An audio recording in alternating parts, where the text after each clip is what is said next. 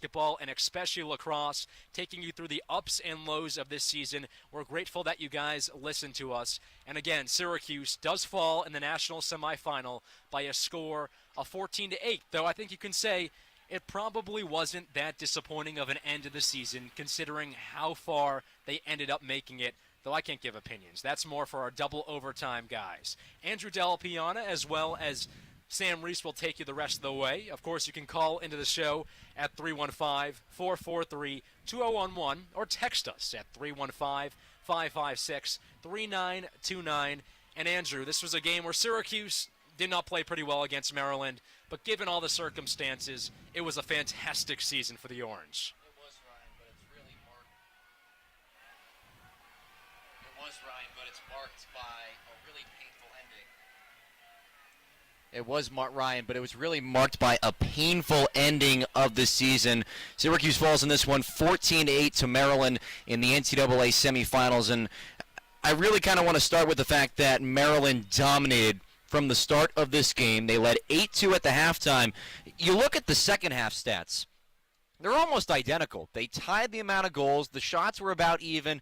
Saves we'll get to in a little bit by Logan McNaney, who was fantastic in this one. But a lot of things that Syracuse did wrong in the regular season, even in the earlier parts of the postseason, Sam, were on full display today.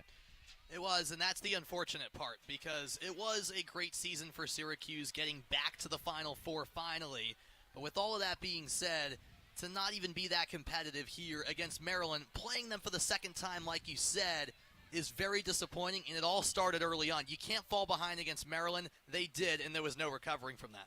The Orange fall once again in the NCAA semifinals. They fall just short of making the national championship. Maryland goes on to take on Cornell on Monday, a rematch of that 2022 national championship. We'll break all things down, Orange and Terps, here until 6:30 on the double overtime. Like Ryan said, if you want to join the conversation, text us 315-556-3929.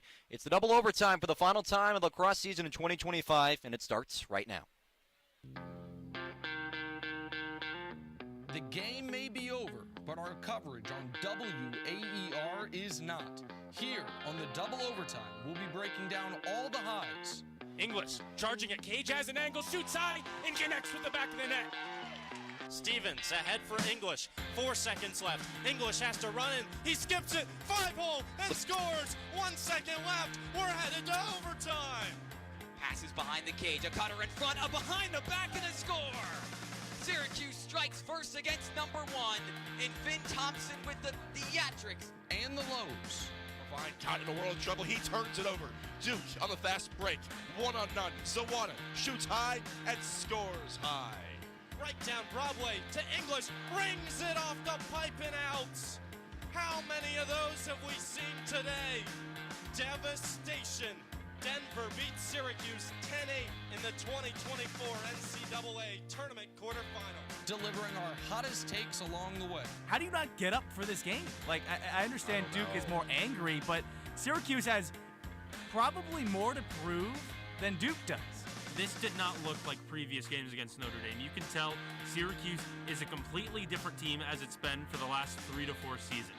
When you're giving up 20 turnovers, when less than half of your shots are run goal, you can't be considering yourself a top 5 team. You can't be considering yourself bad. And I was shocked that they dominated this much, but this just shows you the difference with this team. One of the reasons Syracuse held on to win this game is because when they went up 12-8 in the fourth quarter, they kept winning faceoffs and were able to take a minute 20 off the clock, which limited the possessions Hopkins had in the fourth period.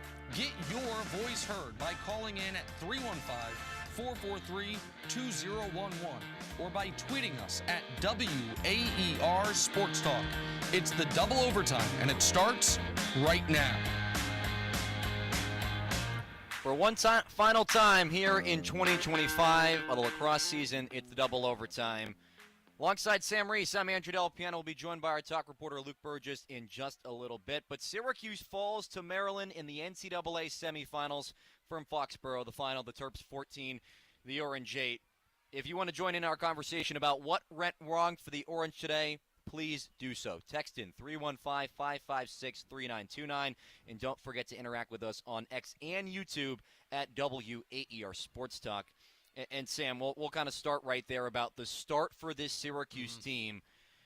The problem is kind of been there all season long, where you're slow to get out of the gates. All right, it takes you some time to get going, but in a game like this where you're facing up against an elite defense, only putting on one goal in the first 27, 28 minutes of this game, it's not going to win you, A, a lot of games, or B, win you a lot of playoff games, and that's kind of where the core problems for Syracuse started in this one. That's right. It started right away, right a few minutes into this game when Maryland, Syracuse scored. We can't forget that. Less than a minute in, Owen Hiltz, and it seemed like, okay, that's exactly how Syracuse needed to start this game. I think everyone knew coming in, okay, the Orange have to dominate at X, which John Mullen unfortunately didn't really do today, and that was a problem the rest of the game, Andrew. But not only that, to get Syracuse extra possessions for him to dominate needed to happen, but Syracuse also needed to get out to that early lead. But after that first goal, Maryland goes on to score 8 straight. So after they scored 3 straight, following that Hiltz opening goal, and it was like that the rest of the first quarter, and Syracuse couldn't find the back of the net the rest of the first frame, you kind of knew, okay, like the Terrapins are locking in defensively right now, and Syracuse simply has no answers. And I give Maryland a lot of credit because their offense found a weakness in Jimmy McCool, and those were those high shots that kept going in. It's not like the Terrapins were shooting a lot from close range. A lot of those shots, Andrew, were from far out, but they kept on taking them to their credit and finding success.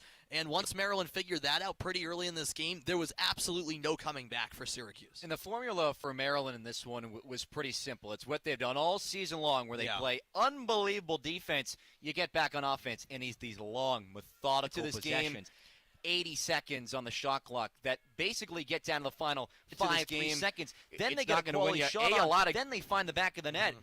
It was working to perfection in this one for the Terps, and it was the exact same game we saw when this game first met back in February. More or less, it absolutely was, which is very disappointing because I thought heading into this game, it was a good thing for Syracuse that they had played Maryland back in the regular season in terms of just the fact that not only are you looking for revenge against them, and a good amount of the pressure's on the Terrapins as the higher seed and having to beat the Orange for a second time this year, but not only that, you had that first and those were those high kind of learn from it. And the style of play was a blueprint of what you should have done in this game. And that's kind of they didn't show up and do that. No, they did. That's the disappointing part because you had that blueprint, and I get it. That game was all the way back in February, 98 days ago, is when the Orange and Terps last met very early on in the regular season. It was Maryland's 3rd game, Syracuse's 4th. I totally get it. But how that game played out, to your point, was a microcosm of how Maryland got it done all season long and why they're the number 2 seed and why they're back here in championship weekend, and it played out in a very similar manner today. There were a few exceptions at times, I will say, Andrew, where this Maryland offense showed me a little more than I thought they even would, to be honest, and they were taking advantage because I think that, yes, there were a lot of those methodical possessions from Maryland, but I point to that 8-goal run again between the first and second quarter that the Terps went on. Once they started to get momentum, they were mixing it up at times where a few possessions, they were kind of quick to shoot. Quicker than I think anyone expected, even Syracuse, where the defensemen from Syracuse were a little late to close down those outside shots because they were under the impression that Maryland would continue to move the ball around. But like I said a minute ago, Andrew, once the Terrapins figured out that we can keep shooting from far out, really, and going high to high, and beating McCool, we're going to keep doing that. And by the time Syracuse figured that out, it was way too late. And there was this late goal in the first half where Riley Figueres and about 3 Syracuse defenders came to about a little bit inside their straining line. I'd call it about 25 yards away from the net. And Eric Spanos is just sneaking behind in front of Jimmy McCool and had all day to shoot and score. He had 4 goals in today's game. But I think a good point you bring up is just the differential in the styles of play Maryland can work with. Because, again, we know that they take out long possessions and they play really good defense. But when they have good transition play as well, that really caught Syracuse by surprise. We even saw that on that 3rd goal where it was a long pole goal for Maryland, and it really caught Syracuse by surprise of how quickly they were working on offense, and it almost just kind of played more like a game of cat and mouse for Syracuse where they couldn't keep up or figure out what Maryland was trying to do in control of the pace. That's right, and I also have to look at the goaltending on both sides in this game because I think that was a factor for sure, Andrew. In my opinion, you can't put too much blame here on Jimmy McCool. No, I really don't think Jimmy McCool should get a lot of blame for this one. There was a lot of open lanes for the Terps today. There were. I thought, there were stretches there where there were a few goals he allowed that Logan McNaney was absolutely saving at the other end. So that's why I point out the goalies because, McCool actually looked very good at the start of this game. He made some great saves early on, the local guy as well. The Syracuse crowd was really getting into it. But again, once Maryland strung 2, 3, 4 straight goals, that might have got into the head of McCool a little bit. He did make 12 saves, also allowed 14 goals, so not the best save percentage there. At the other end, though, McNaney was brilliant because for me, we've mentioned how Maryland was taking a lot of those shots from distance, but that's because it was working. Oh, of course. At the other end, Syracuse was taking similar shots, but it was because they had to settle for them. And against McNaney, that just doesn't work. And that was clearly evident from my perspective in that first half, where the Orange were getting really frustrated offensively and not getting a lot of shots whatsoever near goal. I mean, they were shooting from a long ways out, and it was rather routine for McNaney, who, by the way, did make a couple of really nice saves. In the end, 14 stops and just 7 goals allowed. According to the stats here, by the way, they put in the backup at the end, which is something I don't think anyone was paying attention to. I didn't even notice that. Yeah, so only 7 goals allowed to McNaney's name. I thought he was brilliant, which was a factor too, but don't take anything away from the fact that Syracuse's offense needed to do more and could not. Yeah, 6 fourth-quarter saves for McNaney in a 14-8 victory for Maryland over Syracuse in the NCAA semifinals here from Foxborough. What was the biggest difference for you guys at home in this loss for Syracuse as they fall just short of getting to the national title game? We want to hear your thoughts. Give us a text, 315-556-3929. We're on the air until 6:30 here on the Double Overtime. And what should I say, the most beautiful view we've ever had for a double overtime. Looking at the field here at Gillette Stadium means a lot for a couple of Boston guys like Sam Reese and myself, Andrew Della Piana. But even more so, let's get back to this game. And I really want to get back to that Syracuse offense and maybe more so what more Maryland's defense did. We hit it right off the top. The formula was the exact same for the Terps, and they were physical. They made Syracuse uncomfortable. We didn't see a lot of close shots from Syracuse in this game. I mean, even Michael Leo, who's really known for his long-range shooting, had 11 shots in this one to find the back of the net. Same story with Joey Spallina, who only gets 1 assist in this one, gets it on the final possession of the game. So I know you won't count it. It's a pointless game. Basically, in the most more part. Ways than one, yeah. And just the way he couldn't facilitate any offense in this one, completely different from what we saw in the Harvard game and the Princeton game. Maryland's defense was locked down in this one, and I also give them a lot of credit for that one. They were. I was also, though, frustrated with so looking at the stats here, Maryland somehow committed 5 more turnovers than Syracuse. Didn't feel like it. No, it didn't feel like it, and I just want to bring that up briefly, Andrew, because you're spot on. Like, Maryland deserves a lot of credit for the defense, this defensive performance. That's what's gotten them here. There's a reason they're going to the championship game against Cornell. Make no mistake about it. But there were also times in this game where not only was it a game where Mullen, by the way, was committing way too many violations. Yeah, 4 or 5 in this one. Yeah, he lost the face-off battle today. Maryland won that 14-10. That's what put Syracuse behind the 8 ball to start. But I get it. You're not having as many possessions as you want, but in multiple instances, especially in that first half, Andrew, it even bled over into the second half, there was some bad decision-making by Syracuse. Never mind finding a way to generate shots, but just in their transition game. There were multiple times where Spallina had an errant pass. Other players as well. I can't remember another example off the top of my head in terms of a specific player, but I remember several times where there were just some off-the-mark passes. Lackadaisical. Yeah, lackadaisical, which, a lot of these passes, to be fair, were, on target, but not with enough pace. And against a Maryland team that's so disciplined and locked in defensively, they're going to get a stick onto those. And there were several times where that happened and either forced a turnover or caused Syracuse to reset. That's the last thing you can afford against this Maryland defense that's absolutely locked down. So some of it was definitely self-inflicted from the Orange. I mean, just some sloppy play in terms of connecting passes on a stage like this. That cannot happen.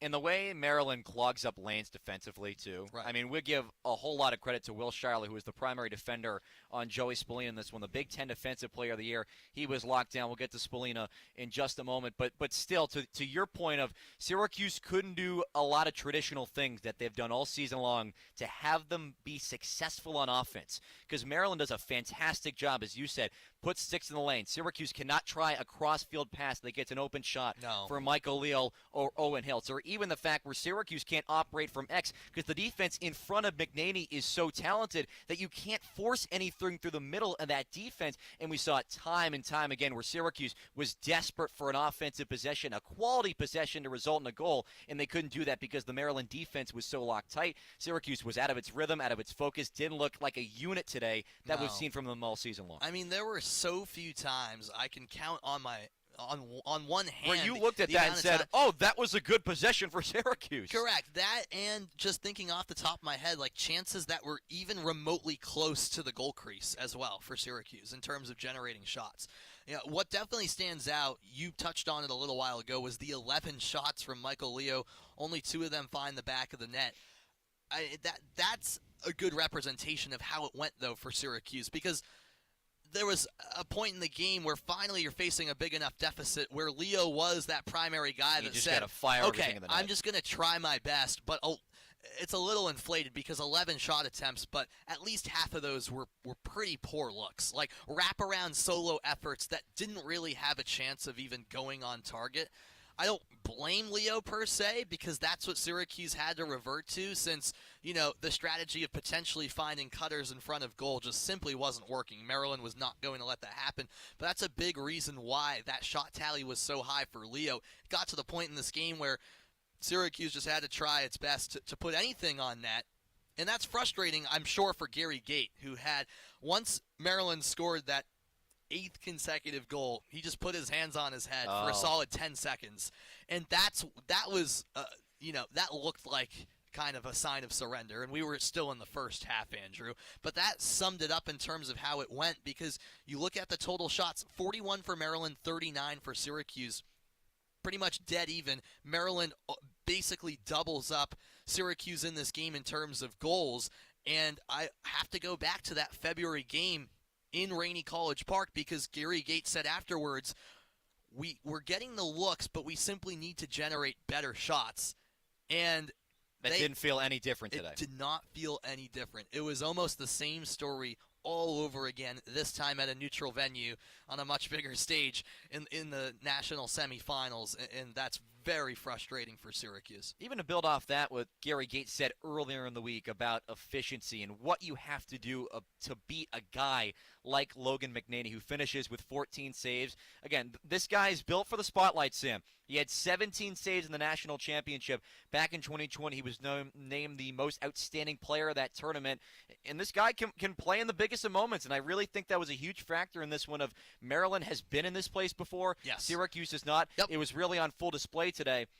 Even so, getting back to the point about Gary Gait, earlier in the week, he said we have to take smarter shots to beat a guy like Logan McNaney, and it helped to see him earlier in the year, but the formula was not any different. Syracuse wasn't trying to dodge or get any closer to the net. The formula was the exact same from what we saw in Game 1, and that's, I think, a huge part of why Syracuse lost this game was the adjustments and the mind games of, is Maryland going to make changes? Is Syracuse going to make changes? I really didn't see changes on either side, and maybe that just really comes down to John Tillman out-coaching Gary Gait once again. Yes. There's a reason John Tillman, in his 15 years at the helm, has now made 11 championship and has weekend never appearances. lost to Syracuse. He's 8-0 against the Cuse. 8-0. I mean, he's dominated the Cuse, and that's also a frustrating part too, where Gary Gait mentioned, at media ops heading into this matchup that, hey, a reporter asked him, something along the lines of, do you think this drought against Maryland? I mean, it's been since '09.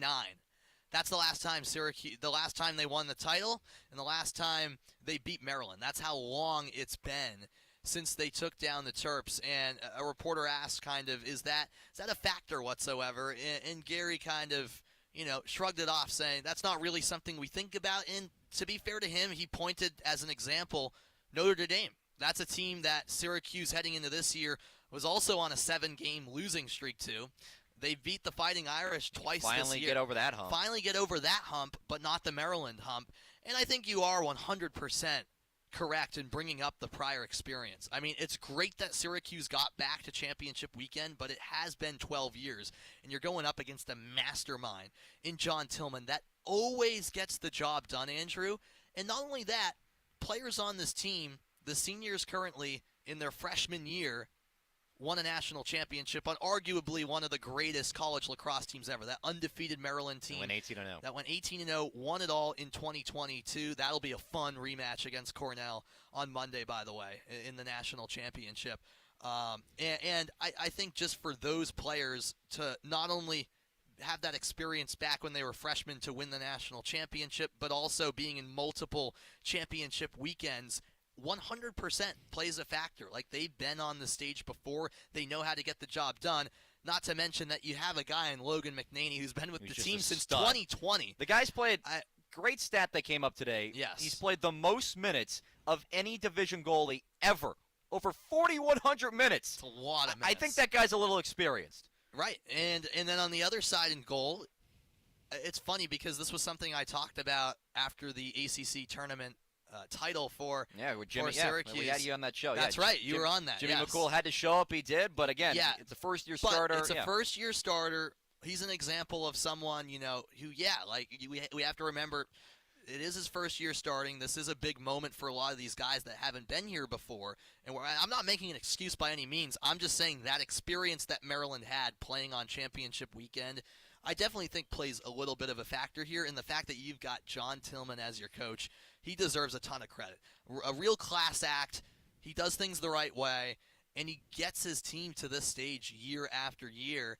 And he also has some Central New York ties, former Ithaca College head coach at the D3 level from Corning, New York. So to see him build up to being the head coach for not only this long, but continually getting Maryland to the championship. Now, they've only won it a couple of times under him, but I definitely think they have a real shot against Cornell. And it's 1 versus 2 for the Natty, I guess, how it's supposed to be when all is said and done, despite the great runs from Syracuse and Penn State. Last time, 1 versus 2 in the national championship back in 2005. It's been a long one. Wow. We'll get one more thought on this block before we take a quick break as Syracuse loses to Maryland 14-8 in the NCAA semifinals here on the Double Overtime. Sam Reese, Andrew Del Piano will be joined by Luke Burgess in just a little bit as we are on the air until 6:30. If you want to get involved about your thoughts about today's loss to the Terps for the Orange, give us a text, 315-556-3929. Don't forget to interact with us on X and YouTube at WAER Sports Talk. But I really think the big theme that you and I are getting out of this game is Syracuse in this big game, big-name players had to show up. They didn't. And I think the one that looms large for us is Joey Spallina. It has to be.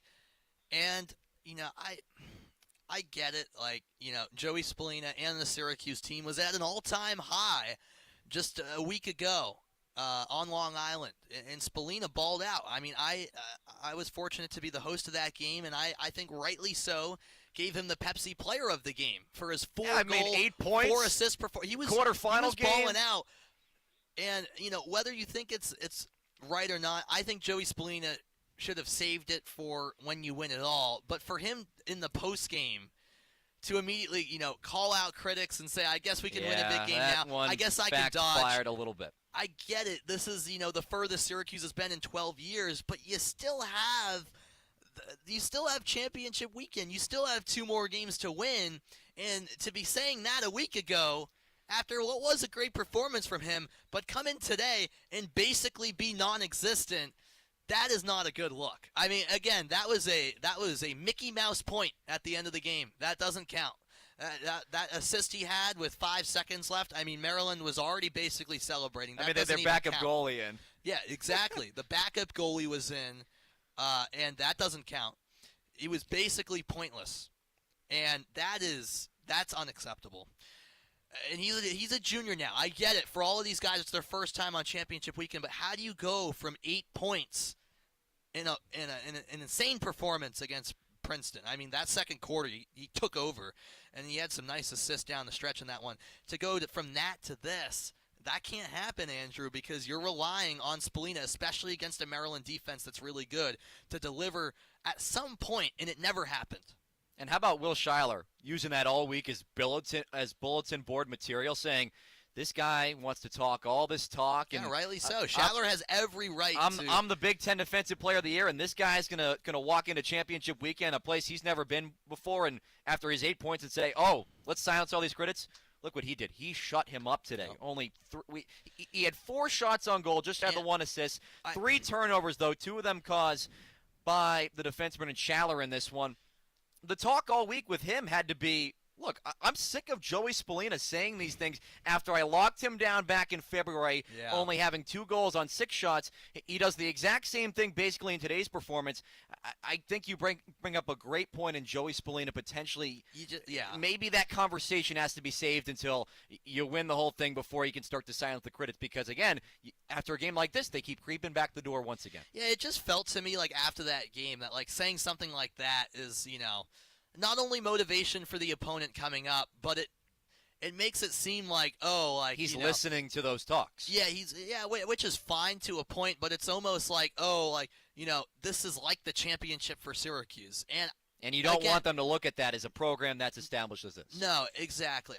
It's been way too long since they've got here, and it's great for them to be back on this stage, and that is a success in some sense, but you have to go in with the game-to-game mindset that we want to win it all here, and take it one step at a time. And that reaction just a little bit made it seem like, this was our big moment, but you need to shift. You still focus need to win quickly. 2 more games. I mean, I watched that Maryland-Georgetown game on TV. Maryland celebrated a little bit, but it was kind of what's next for us. We got to take care of business.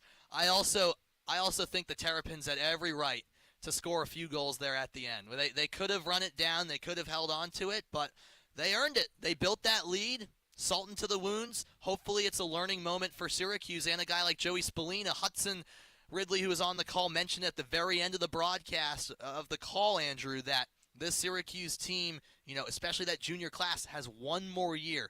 That will really be it. Hopefully this is a learning moment for the likes of Spallina and others who will be back for the Syracuse team, and the expectations will be sky high. And we'll close on one more point as Syracuse loses this one 14-8 to Maryland.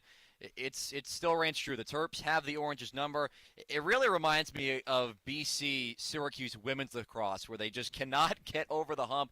Of course, the Eagles losing last night in their semifinal to the Wildcats of Northwestern, but again, they played 17-2 and beat the Orange earlier this year. Not to the tune of this one of Syracuse losing to Maryland. It feels like that storyline continues to reign true, especially under John Tillman. It does, and it's very frustrating because, again, I appreciate the fact that Syracuse continues to play Maryland in the regular season. That was kind of reestablished a few years ago. And there's a whole backstory as well. Of course, Gary Gait coached at Maryland as an assistant for the women's program, won 7 national titles while there. He thought he had a good chance at getting the Maryland men's job, did not get it, and decided to move on. And now I think he's very grateful to be in this position as the men's coach. So there is, there are some ties, and I think these teams should continue to play in a non-conference matchup every year in the regular season. But like I said earlier, Andrew, it gives you that opportunity from Syracuse's perspective to learn from that defeat earlier on in the case that you face them in a rematch in the postseason, and it just didn't seem like that happened. And in the end, Maryland does win its 8th straight against Syracuse. The streak has to end at some point, and it felt like the Orange were destined to get it done. I did. The way the last 2 games went, the way this offense was firing on all cylinders, it really did feel that way.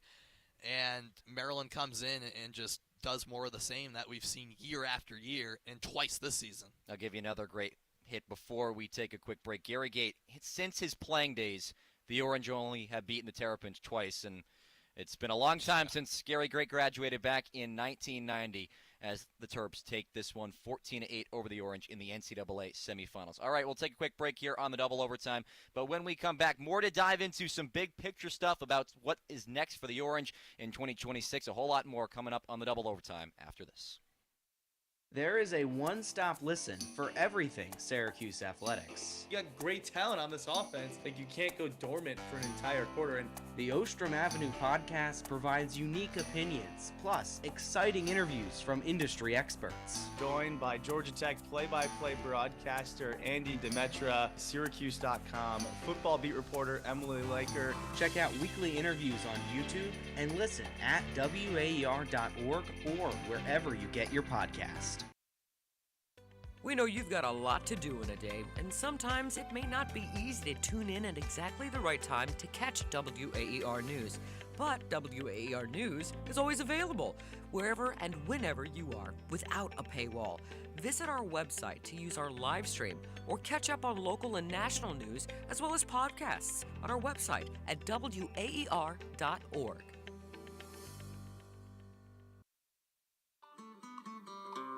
Hi, this is Tracy, Director of Membership and Development. Why not give a gift to WAER and yourself when you let us take your unwanted vehicle off your hands? Not only will your donation help support the on-air programs our community relies on every day, but it may even qualify for a tax deduction. Visit WAER.org to learn more. Thanks.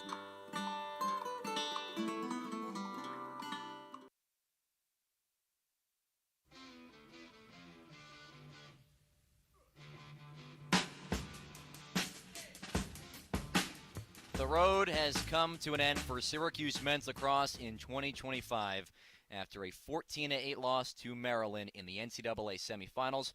Welcome back into the double overtime here on WAER Syracuse alongside Sam Reese. I'm Andrew Del Piano. We'll take you up until 6:30 here on the double overtime. We want to hear your thoughts from today's contest and what the outlook is for Syracuse coming up in 2026. Text us 315-556-3929. Again, 315-556-3929. That's the number to text. And also interact with us on X and YouTube at WAER Sports Talk. We'll be joined by our talk reporter Luke Burgess in just a little bit. But Sam, now that we've kind of breaking down the X's and O's of this one here from Foxborough, we can get a little bit of big picture and what's next for Syracuse, because this team did make massive step forward in 2025. First championship weekend. You don't think so? Massive is crazy. I really think this massive team took a massive step. They did. I mean, they went one round further, which is good. They were a lower seed than last year. They were 4 in the country heading into last year's NCAA tournament. I thought there were more inconsistencies this year. I mean, that 3-game. That's fair. They were on the verge of not making the NCAA tournament if they didn't beat Notre Dame. So. A ton of. I think massive is a little bit. I don't know, because of a steep step. I mean, they lost by 2 in the quarterfinals last year. They were on the verge of being here last season, correct, ahead of schedule, really. So I think this was absolutely expected of this team to get here to championship weekend. Like, this was the year they had to finally take that next step and get over that hump of not being in championship weekend for a dozen straight years. I think massive is a stretch. Definitely a step forward. Like, they needed this to happen. Massive is a stretch from you, Andrew.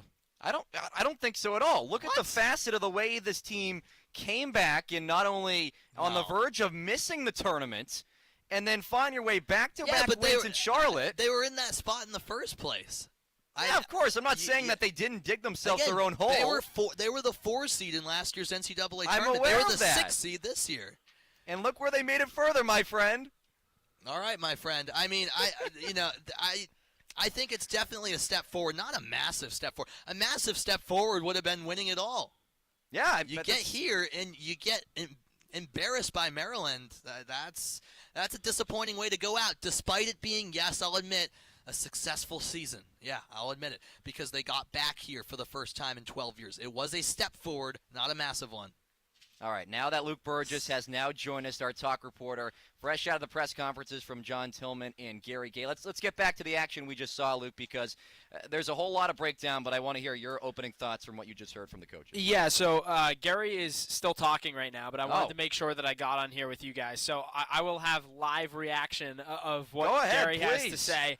But I can tell you all about what Coach Tillman said and everything that went through there. Great coach, great coach. Yeah, and that really Knows is how my to win. that really is my takeaway, Sam, because one thing that really stuck out to me was the players that were up there, just a continued reliance on talking about going back to their fundamentals. The one thing that I was immediately wondering is I thought Syracuse, whenever they got on a little bit of a hot streak, Maryland did just such a good job of responding and coming back and stymieing that momentum really quickly. And I thought that they kind of accredited it all to the coaching, the scout team, and the fundamentals that they had every single week. And that was what got them through a team that was as offensively talented as Syracuse is. And I think that's a fair assessment, because we saw when one team went on a run, and let's start with Maryland, they went for days. I mean, it's the second straight game in a row Maryland has gone on a scoring run or 8 or more. You saw Gary Gate kind of blink. I mean, he was in a surrender Cobra position because maybe this team wasn't ready to bounce back. But even when Syracuse started to creep back a little bit in that third quarter, John Tillman called a timeout, said, hey, guys, let's slow things down a little bit.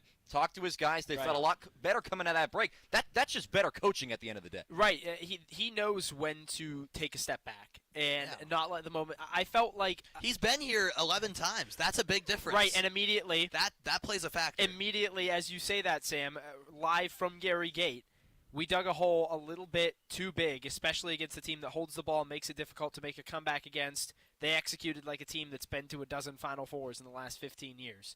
Yeah. So, I think it seems like the coaching staff and Sam English as well saying they know how to win, and they know how to step on your throat when they have it. Yep. And they absolutely did. Right, and I think that is the difference in this game. It's not that I think Maryland is the better team right now, but I don't know that they're necessarily the more talented team or they were more I'll even say prepared for the moment. They just know how to be in the moment, right? Like they know how to thrive in the moment. I think Syracuse was once they got to their game, there were flashes of some great play today. You saw some good stuff from John Mullen. You saw some great ball movement. He was bad. From the offense. Right, I'm talking about in spurts. Yeah, I'm not saying throughout the entire game. Look at the start of that fourth quarter. Obviously, the execution as a whole leaves something to be desired today.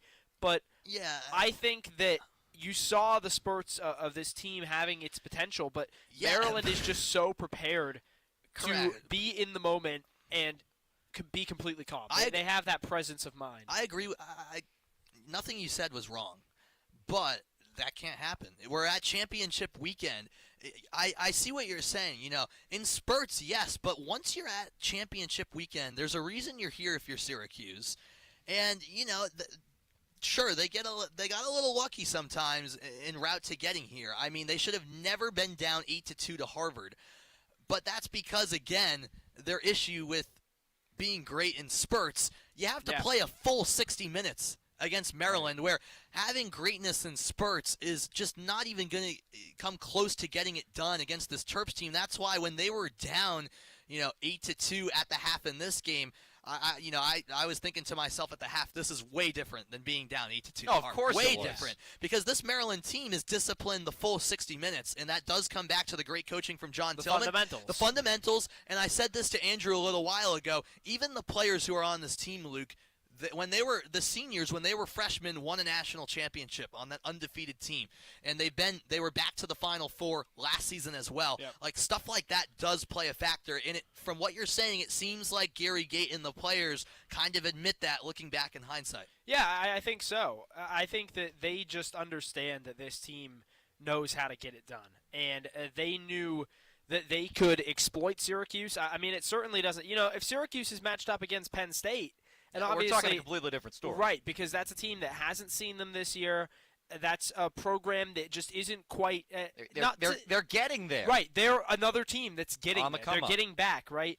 But like Maryland They put knows up a better fight they earlier. know how to be in the moment, right? Yeah, Penn State did put up a hell of an effort against Cornell today. But even against the Cornell team, I think Syracuse probably would have had a better chance today than it did against Maryland, just because Cornell is another high octane offense team, and I think Syracuse proved last week that it can beat any type of offense in the country. But when it comes to these super disciplined, physical, defensive teams, it's always been an issue for Syracuse. And today it was again. They just know how to wear you down. And once again, it wasn't like I think we all expected it, but the way that they can just grind the clock on these possessions. There's nothing you can do about it. Nothing you can do about it. So let me ask you this: and we all expected Maryland to play that way.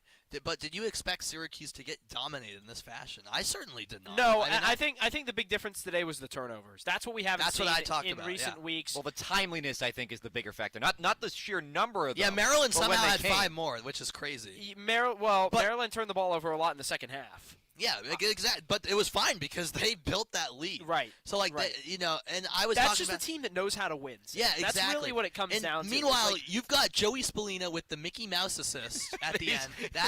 That doesn't even count. He was a non-factor. And a couple of times, his passes were on championship weekend, him and a few others, Luke, I'm not even talking about creating shots, which is tough to do against this Maryland team. But in transition, I'm glad you brought up the turnovers because that's what I brought up earlier, and rightly so, because they were just, there were some of these passes that I was shaking my head saying, why are you trying to thread the needle there? Maryland's going to intercept that or knock it away. Why are you, floating a pass with no velocity where the guy is clearly going to swoop in and take it away? I mean, it drove me crazy at some point. To be honest, Sam, when I kind of look at the season as a whole, I just don't think there's any other way Syracuse can win. Because just like Maryland has to play its lockdown defensive game to beat teams, but Syracuse has to play that flashy style of offense. No, but I'm not even talking flashy. I'm talking even when they slowed it down at times. Yeah. Like in the build-up. Well, would you almost say, though, that is kind of a product of having to play Maryland's game?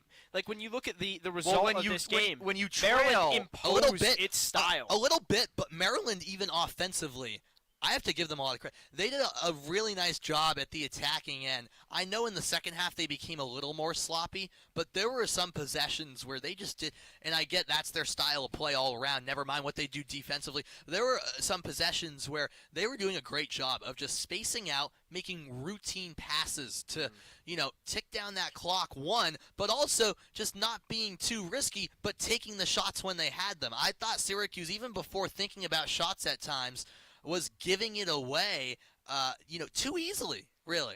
It's as simple as that. Well, Coach Tillman talks about how Syracuse controlled the game, out of the entire duration of this game. They had the most control about 6 minutes of that third quarter when they kind of came out.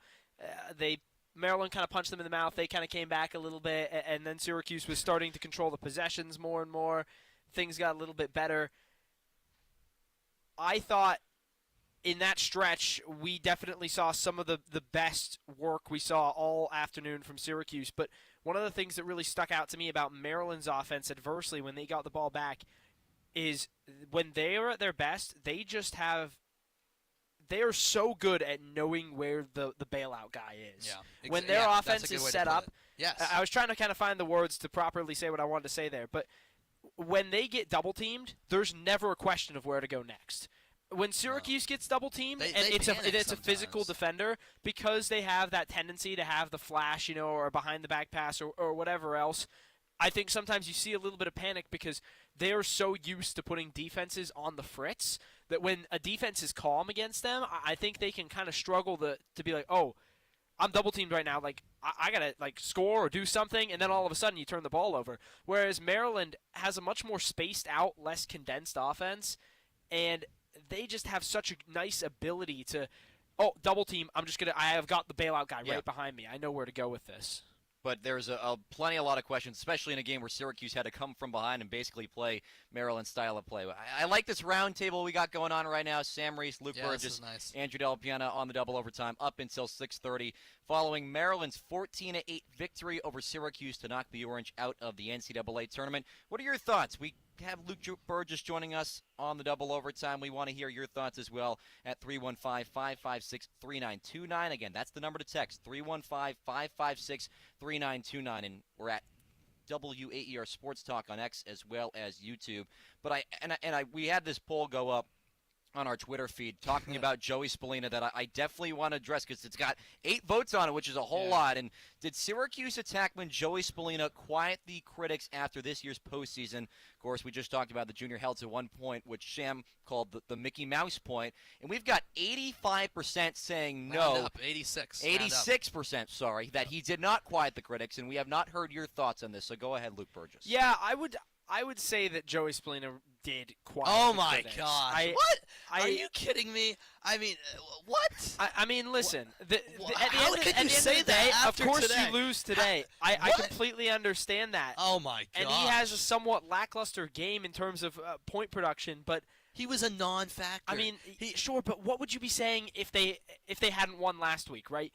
I mean, he goes and has 8 points last week against a very talented Princeton team, some of the best lacrosse I've seen I played don't know all if that's a season. great defense, though. You get into a track meet. I think the point that Sam's making is when you face up a good defense and you don't show up, that's where the difference pulls in. Second time playing them. He scored a couple first he had time. 4 points against them. Yeah, he can break down the defense. Absolutely. And he did not. But I don't think it falls squarely on Joey Spallina that the that's offense not what we're was saying. lackluster You're today. saying he quieted the critics. I mean, the critics are probably all over him after this one. Well, the critics are going to be over him if Syracuse. I mean, the expectation. No, when the expectation is no, national championship, and you're the lead scorer. If he goes it's out kind there, of a hard bar to meet.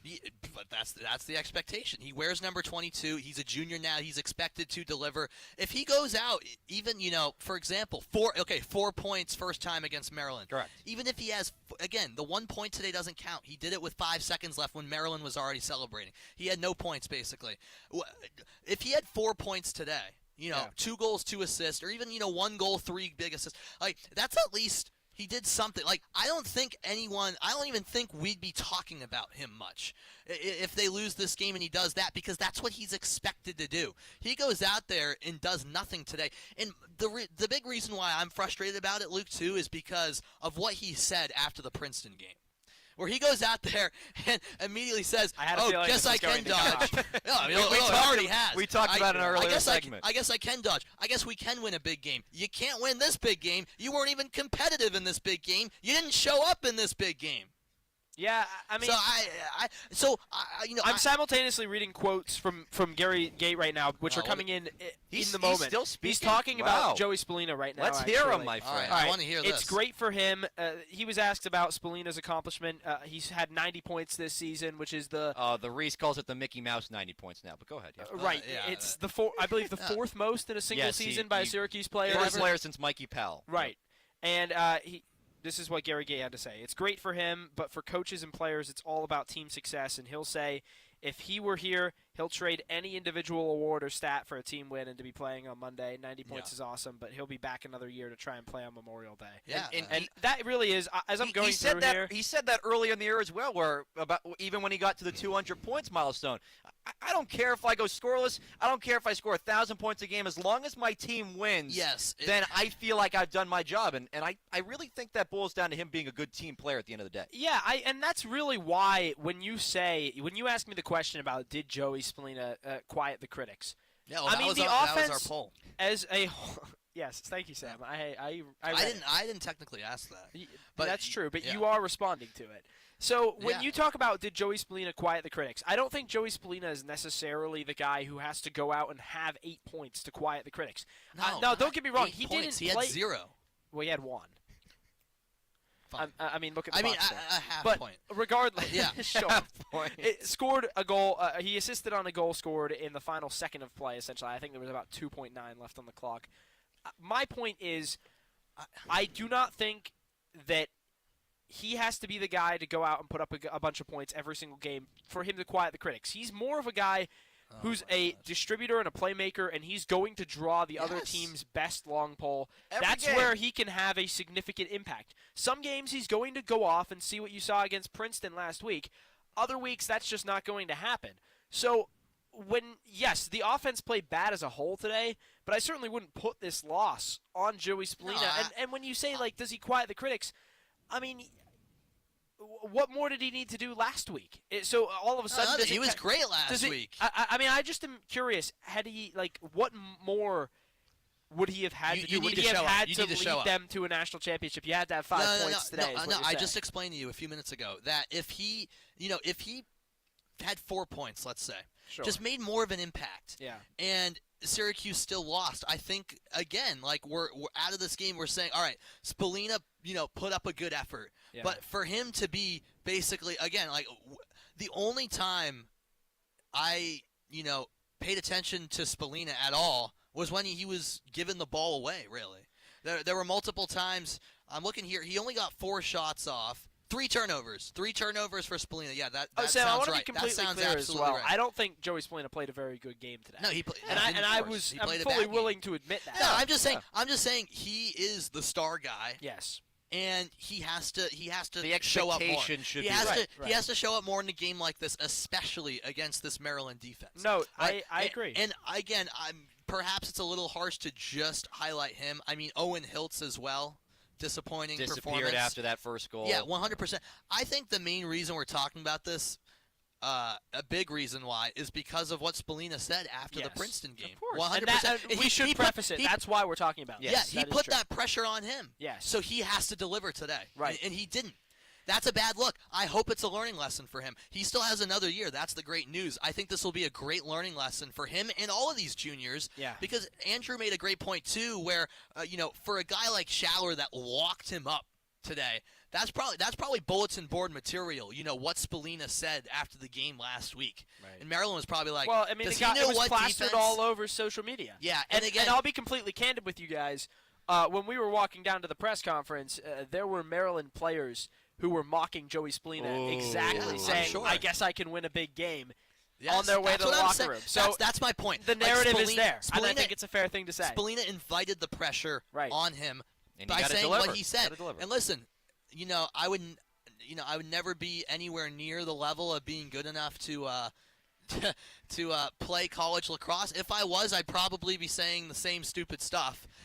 There's just some guys who are wired that way, and are fired up and are caught in the moment. But you do have to back that up. Yep. As we're getting ready for an open practice for Tufts lacrosse as they gear up for the D3 championship tomorrow against Dickinson. I will be rooting for Dickinson as the underdog. Sorry to get off topic, but yeah, I mean, this is a great atmosphere here at Gillette Stadium, and. I'm not surprised for you to be saying that that's what the Maryland players were saying after. I forget what Maryland player it was after the first meeting of the season said, this isn't Syracuse, it's not Daniel Kelly. Yeah, Big thanks to our engineer, Jish Sokolsky, coming in clutch. I had a fun time calling that game, by the way. College Park's great. With Jish at College Park, despite the miserable weather. It's great to see that the sun is out a little bit today after it was pouring for some parts. There was some crazy weather. I'm going all over the place here. I apologize. But my point is, those Maryland players have every right. I was saying to Andrew, too, they had every right to score those goals in garbage time, too. Yeah. I would have done that. I mean, I know you would have. They earned the right. They earned the right to build. They built that lead. They earned the right to rub salt into the wounds. That's called competitive sports. That's called learning your lesson, being on the losing end if you don't show up. Well, right, yeah, I don't completely disagree with that. Okay. I think that's a fair point to make. Yeah, I mean, my point is the Terrapins, they've won 8 straight. They have against Syracuse, they have every reason to celebrate this 2 times in a season, too. Right. And it hurts for Syracuse, but I really do hope it's a lesson for them heading into next year. I know we're going to talk some big picture stuff when we come back from our final break here coming up in a few minutes, but there is just one more thing I wanted to say.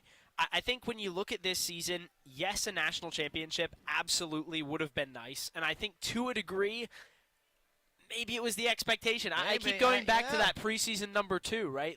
If you're ranked number 2 in the preseason, you're kind of expected to be in the national championship game. That's usually how that works. There's the ebbs and flows of the season, no doubt. But, I think you always kind of are going to look back to the expectations set at the beginning of the year. My point is, though, this is another year of progression. And Gary Gate, the whole entire kind of narrative has been each year he's continued to improve this program.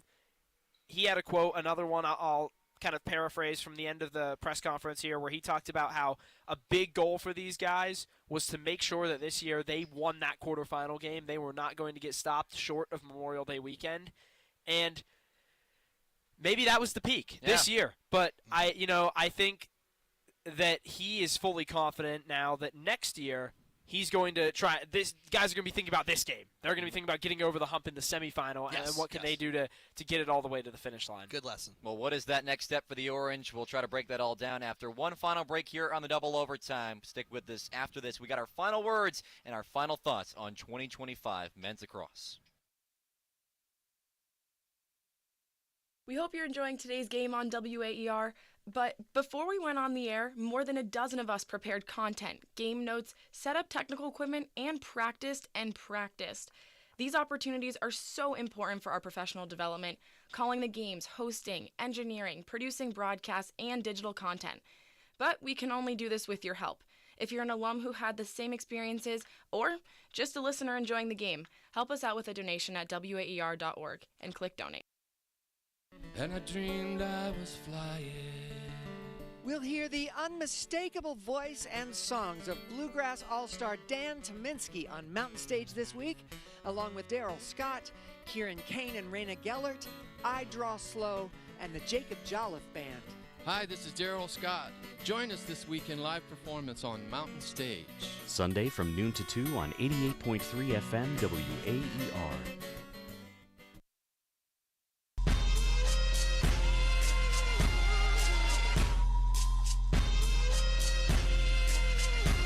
That's a wrap on the 2025 lacrosse season as Maryland eliminates Syracuse in the NCAA semifinals. 14-8 today from Gillette Stadium. Only about 10 minutes left on our final double overtime of the season. Wow. Sam Reese, Luke Burgess, Andrew Delapiano with you up until 6:30. If you want to get any final thoughts in about this season, give us a text, 315-556-3929. And fellas, like we said, this 2025 was a step in the right direction. But again, a massive step according to you. It was a massive step. I agree. You lose in the quarterfinals. Getting back to the last year. Final Four for the first time in 12 years. Michael is a big Leo accomplishment. said it last year. It's a They good would step. be in the exact same spot. And what did they do? They got over that hump. Yeah. That's a massive step from losing last year. No, it absolutely is. I think, like, when you look at this season as a whole, there are a lot of moments that I think will live in the minds of Syracuse fans for a long time. When you think about that Harvard comeback late in the season, when you think about taking down the back-to-back national champions the ACC in the dome, tournament. winning the ACC tournament when Syracuse was the 4 They seed. had questions about not even making the tournament. Right. Exactly. No, sure. No, but they when you look- overcame that. Exactly. Yes, I think that's the point that I want to make here Yeah, as we kind of I come do give them towards the credit for that. conclusion. Yes. There were a lot of ebbs and flows to this season, but when I think back about last season, there aren't quite the same memories that stick out. Whereas I think Syracuse fans really Syracuse lacrosse was in the national spotlight again this year, and people were talking about this team all the way through. I think they were one of the most fun teams to watch in the country. There was a lot of positive coverage about the way that the fans support the team, a lot of positive coverage about the way that the players kind of rallied together, won the ACC. Yeah, that beat was the great. back-to-back national champions twice. So there was a lot to build on from this year. And ultimately, when you're a program recovering, I mean, let's be candid. Not too long ago, this team was 4-10. They went 4-10 in Right. 2022. And to get all the way back there, or all the way back here from where they were, firing your head coach who had taken you to multiple national titles. That's tough That's to do. Right. You think about the conversation that had to happen with Jim Boeheim not too long ago. Obviously, that a little bit of a different situation, but it's a big step.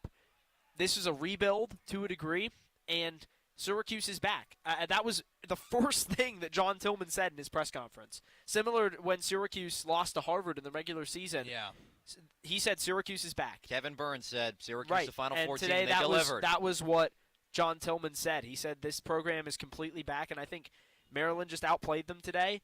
But I have no doubt that this is going to be a team that's going to be right in contention once again next year. Plenty of things to look forward to in 2026. For one final time here in 2025, it is time for our final words. And I want to start with the guy that's been pretty rattled up this entire show, so I'll leave on the floor for Sam Reese, your final word of 2025. Yeah, I haven't thought about this one bit, but my final word to put a bow on this season as a whole is this was a step in the right direction. You notice how I don't use the word massive. It was a good step in the right direction for sure. And I think you guys absolutely are correct in looking at it big picture when all is said and done. I think a lot of my frustrations that I voiced on the show here were purely in regard to this game. I think it was a very disappointing way to go out. Absolutely. Because a combination of factors, but you're riding so much momentum. And not only that, but it's a team you're playing for the second time, which I think I would have liked to think they had learned a lot from that first matchup, which they clearly did not. So I think it's frustrating that Syracuse didn't even make this game competitive just based on the way these last 3 weeks have been awesome for this team. So it was a disappointing end to what was a very good season. And it was great to see them finally back in championship weekend, and that's my biggest takeaway. My final word on the entire season as a whole is this was a very good step in the right direction for this team. Syracuse belongs in championship weekend. You guys touched on it. The Orange Faithful were out in full force. Was great to see a fantastic crowd on hand, and Syracuse is back, which is great for this team. And now I will say, this junior class has been talked about for a while with the likes of Spallina and Leo have one more chance next season. So next year, it is about taking that next step. Championship or bust, baby. No doubt. I think it's a lot of good points, Sam. And, despite the fact that, everything I just said, a lot of positives to take away from this year, I'm going to talk about something that I think we talked about a lot throughout the year and ultimately ended up being Syracuse's demise. The Orange could never play a full 60-minute game, put together a complete team performance, and that is what has killed Syracuse one step away from the national title game. And whether you want to dodge it or not, it has to be mentioned. I really think that at the end of the day, that is what prohibited this team from making a legitimate run at a national title this year, because you are going to eventually run into those Marylands and Cornells. And this team is so talented that they can beat pretty much anybody, but not those top-tier teams, the top offensive team in the country in Cornell and the top defensive team in the country in Maryland, because they aren't going to give you an inch. They're going to be, for lack of a better term, ramming it down your throat basically the entire way. Where you just are not going to have a chance if you take your foot off the gas pedal. And although I think the flashes of brilliance you saw from Syracuse lacrosse this year had the potential to make them champions, you never got to see it for an entire half or an entire game. And that's what's needed to beat the best, because you have to do it eventually. You can dodge around, you can stay in the conversation all season, but eventually, well said. When it comes down to it, you got to beat the best to be the best. Well, Maryland, they have a hashtag. It's be the best, and they were the better team today in this victory. And I think for the record, Andrew, they're going to give Cornell a step down. It's going to be a fantastic game on Monday. Unfortunately, I bit of hope to come back here. We'll have those conversations maybe later tonight. But my final word I will close on this for 2025 is that Syracuse had conversations about that Friday before getting in the ACC tournament that they might have not even been to the NCAA tournament. And for this team to step up in that expectation of not even supposed to be even being here before that tournament came through, and to win it, win 2 unbelievable playoff games, to win 3 straight 1-goal games when your back's against the wall with your season on the line, and to even be here in this spot, I'm proud of this team in taking that next step of even getting over the quarterfinals, and what Michael Leo had to say next year, and what this team can finally accomplish in being the championship weekend for the first time in 2013, winning an ACC tournament for the first time in 2016. This team outperformed what I think most people thought they might have done in the middle of the season, or what this team was crumbling towards when they lost 3 straight games in the middle of the year. The turnaround that this team had when their back's against the wall is what I remember most about 2025. Well said, Andrew. Love an optimistic ending. Hey, what a year. It's been fun, my friend. Fun. 98 days. 98 days until our next broadcast, Syracuse football, a noon kickoff. We already got that one decided. 11:30 That's coverage. fantastic. August 30th, 98 days away. We'll have 11:30 McClure Remodeling Countdown to face-off. Our double overtime will go until 5 o'clock. It's a kickoff. Mark your calendar. Kickoff, not face-off. Oh, kickoff. Sorry, my bad. We got to shift now. Ostrom Avenue Podcast has you all summer long. Everything happening Syracuse Athletics, wherever you get your podcast at WAER.org. A couple of thank yous to hand out before we go. Our producer, A.J. Myers. Our engineer, Jish Sokolsky, who is fantastic all day long. Our reporter, Luke Burgess. So I'll get to you in a second, my friend. Don't worry. And our WAER Sports Talk members, Christian Doms and Nate Cunningham, who is still there in Syracuse. Great stuff. And, of course, one final thank you to you, Luke, our Sports Talk director, for an incredible semester. It's been a blast, my friend. Absolutely, Andrew. Real quick, I want to thank everyone that stuck around for the postseason. We had an incredible run all the way to Memorial Day weekend, and just want to get it over these airwaves. We wouldn't have been able to do any of it without all of the help that we received back in Syracuse and here. It's been a fantastic semester, like you said. It has, and we'll rev up for football season. The fall will have coverage all summer long on WAER.org. But for one final time in 2025, Sam Reese, Luke Burgess, Andrew Del Piana signing off here on the double overtime. We'll see you in the fall, Syracuse.